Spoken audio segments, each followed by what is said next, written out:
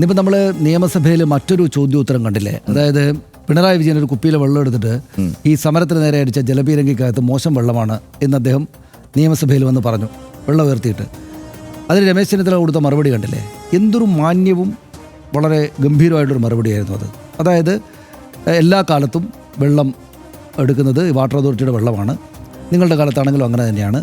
ഇതെന്താ സംഭവിച്ചതെന്നറിയില്ല, പക്ഷേ ഈ വെള്ളം മോശമാണെന്ന് താങ്കൾ പറഞ്ഞതിനെ എനിക്കും തോന്നുന്നു അത് മോശമാണെന്ന്. അത് പരിശോധിക്കും, ഒരിക്കലും അങ്ങനെ ഒരു പ്രശ്നം ഉണ്ടാക്കാൻ അനുവദിക്കില്ല എന്ന് സംസാരത്തിലും വാക്കുകളിലും ആംഗ്യചലനങ്ങളിലുമെല്ലാം പ്രതിപക്ഷത്തിന് ഒരു ജനാധിപത്യ സംവിധാനത്തിനകത്ത് അവരുന്നയിക്കുന്ന ഒരു പ്രധാനപ്പെട്ട ചോദ്യത്തിന് കൊടുക്കേണ്ടുന്ന മറുപടിയുടെ മുഴുവൻ ഗൗരവവും ഉൾക്കൊണ്ടുകൊണ്ട് സംസാരിക്കുന്ന ഒരു ഗംഭീരനായുള്ള മന്ത്രിയാണ് നമ്മൾ രമേശ് ചെന്നിത്തലയിൽ നിന്ന് സംസാരിക്കുമ്പോൾ കാണുന്നത്. ഇത്തരം ചെറിയ ചെറിയ കാര്യങ്ങളിലാണ് നമ്മളൊരു സർക്കാരിൻ്റെ പദവിയിലിരിക്കുന്ന പ്രധാനപ്പെട്ട രാഷ്ട്രീയ നേതാക്കളുടെ ഗരിമ നമ്മൾ കാണുക, അല്ലേ?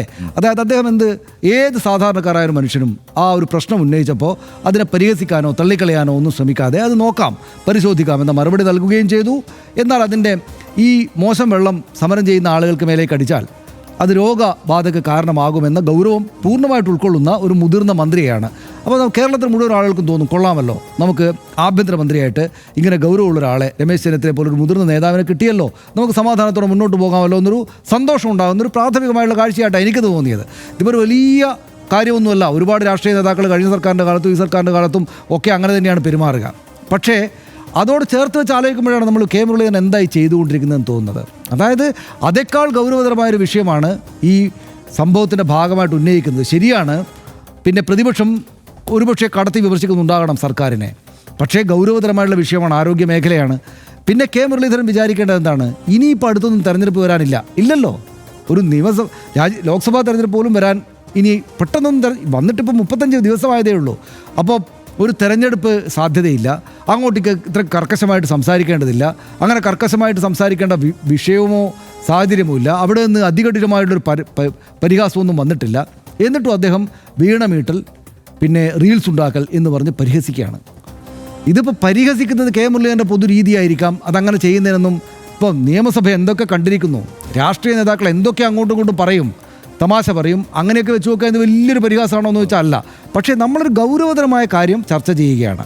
അപ്പോൾ അടിയന്തര പ്രമേയത്തിന് അവതരണാനുമതി നൽകണമെന്നൊന്നുമില്ല, കാരണം അങ്ങനെ അവതരണാനുമതി നിഷേധിക്കുക എന്നത് അസാധാരണമായ സാഹചര്യമൊന്നുമല്ല. പക്ഷേ മുന്നോട്ട് വെക്കുന്ന പ്രശ്നം ഗൗരവമുള്ളതാണ്.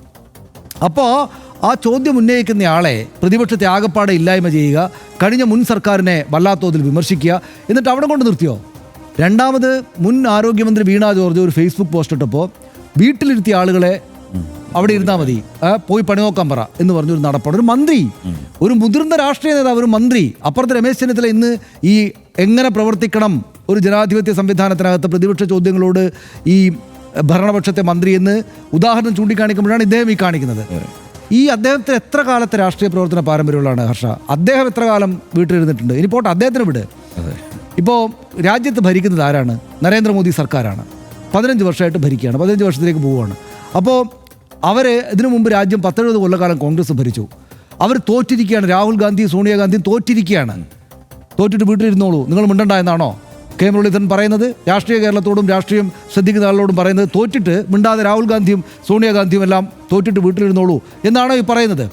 ഇവർ തന്നെയും പ്രതിപക്ഷത്തായിരുന്നപ്പോൾ തോറ്റ ആളുകൾ വീട്ടിലിരിക്കുകയായിരുന്നോ ചെയ്തിരുന്നത്? രാഹുൽ ഗാന്ധി അദ്ദേഹത്തിന് മണ്ഡലത്തിൽ തന്നെ തോറ്റില്ലേ? സർക്കാർ കിട്ടത്തില്ല, അത് മാത്രമല്ല മണ്ഡലത്തിൽ തന്നെ തോറ്റു. വീട്ടിലിരിക്കുകയാണോ ചെയ്തത്? പ്രതിപക്ഷത്തിൻ്റെ പണിയുമായിട്ട് പുറത്തേക്ക് ഇറങ്ങി നടന്ന് സംസാരിക്കുകയല്ലേ ചെയ്തത്? ഇത് ബേസിക്സ് ആണ്, അല്ലേ? ഇത് ബേസിക്സ് ആണ്. ഇലക്ഷനിൽ തോക്കും ജയിക്കും. 10 കൊല്ലം മറ്റവർ ഭരിച്ചപ്പോൾ ഇവർ തോറ്റിരിക്കുകയായിരുന്നില്ലേ പല ആളുകളും? ഇദ്ദേഹം എത്ര പ്രാവശ്യം തോറ്റു? അപ്പോൾ ഇതൊക്കെ ഇത് അദ്ദേഹം ആദ്യം തന്നെ മനസ്സിലാക്കേണ്ടത്, കഴിഞ്ഞ സർക്കാരിൻ്റെ കാലത്ത് ഈ മുന്നിൽ നിൽക്കുന്ന ആളുകളോട് മാത്രം വർത്തമാനം പറയുന്നത് നാട്ടുകാർ അവരുടെ ആകെ ഒരു പ്രതികരണമായിട്ടാണ് എടുക്കുക. അത് പിണറായി വിജയൻ്റെ ഒക്കെ പല പ്രതികരണങ്ങളെക്കുറിച്ചും പ്രതിപക്ഷത്തിൽ തന്നെ അങ്ങനെ ഒരു അഭിപ്രായമുണ്ടല്ലോ. ഇപ്പോൾ വീട്ടിൽ പോയി ചോദിച്ചാൽ മതി എന്ന് അദ്ദേഹം പറഞ്ഞത് വലിയ കാര്യമായിട്ടല്ലേ പ്രതിപക്ഷം പറയുന്നത്? അപ്പോൾ നിങ്ങൾ സംസാരിക്കുന്ന കാര്യം, മാധ്യമങ്ങളിലൂടെ പറയുന്ന കാര്യം ഗൗരവത്തോടെയാണ് പൊതുജനമാകെ തന്നെ എടുക്കുക. ശരിയാണ്, നിങ്ങളിപ്പോൾ ഒന്നും ശിക്ഷിക്കാനൊന്നും പറ്റില്ല. പക്ഷേ നല്ല മന്ത്രി എന്ന പേരുണ്ടാക്കുന്നതും ഈ സംസ്ഥാനത്താകെ ആരോഗ്യ മേഖല പോലൊരു സംഗതിക്ക് നന്നായിട്ട് പ്രവർത്തിക്കുമ്പോൾ അത് സംസ്ഥാനത്തിനാകെ കിട്ടുന്നൊരു ആരോഗ്യ സ്ഥിതിയും മികച്ച ആരോഗ്യ സ്ഥിതിയും ഒക്കെ നമുക്ക് വേണമല്ലോ. അതിന് പകരം പോയി പണി നോക്കാൻ പറ എന്നൊക്കെ പറഞ്ഞു പോകുന്നത്, ഒന്ന് ഈ നമ്മുടെ ഈ പകർച്ചവ്യാധി രോഗ സാഹചര്യങ്ങളെ അത് ആരോഗ്യവകുപ്പിൻ്റെ ശ്രദ്ധയില്ലായ്മ കുഴപ്പത്തിലാക്കും. 2, നമ്മുടെ നാട്ടിൻ്റെ മാനസികാരോഗ്യത്തെ ഈ ആളുകളോടൊക്കെ എങ്ങനെയാണ് സംസാരിക്കേണ്ടത്? കുട്ടികളടക്കമുള്ള ആളുകൾ നിങ്ങൾ ചൂടായി നിൽക്കുമ്പോഴും ഒരു തെരഞ്ഞെടുപ്പിൻ്റെ മുന്നിൽ നിൽക്കുമ്പോഴും ഒരു പോരാട്ടത്തിന് മുന്നിൽ നിൽക്കുമ്പോഴും അവിടെ നിന്ന് ഇങ്ങോട്ടൊരു പരിഹാസ വർത്തമാനമൊക്കെ വന്നാലൊക്കെ രണ്ട് വർത്തമാനമൊക്കെ പറയണം, ശരിയാണ്. പക്ഷേ അനാവശ്യമായിട്ട് അതിഗൗരവതരമായിട്ടുള്ളൊരു പ്രശ്നം ഉന്നയിക്കപ്പെടുമ്പോൾ അതിന് കണക്കുകളായിട്ട് ഷിഗല്ലയുടെ കണക്ക്, പനിയുടെ കണക്ക്, പിന്നെ ഇങ്ങനെയൊക്കെ വരുമ്പോൾ ഇതിനേക്കാൾ രൂക്ഷമായിട്ട് പോകുമോ എന്ന് ആളുകൾ ഭയപ്പെടുമ്പോൾ പിന്നെ കുറച്ചുകൂടി ഒരു മാന്യതയും മര്യാദയും വർത്തമാനത്തിനൊരു പാകതയും വരുന്നത് നല്ലത് തന്നെയാണ്. ഇപ്പോൾ DMO ജില്ലാ മെഡിക്കൽ ഓഫീസർമാരില്ല 5 ജില്ലകളിൽ. DHSൻ്റെ കാര്യത്തിൽ ഇവർ ചെയ്ത് കണ്ടല്ലോ, ഇന്നിപ്പോൾ ഹൈക്കോടതിയും തള്ളി ഇവരങ്ങോട്ട് ചെന്നപ്പോൾ.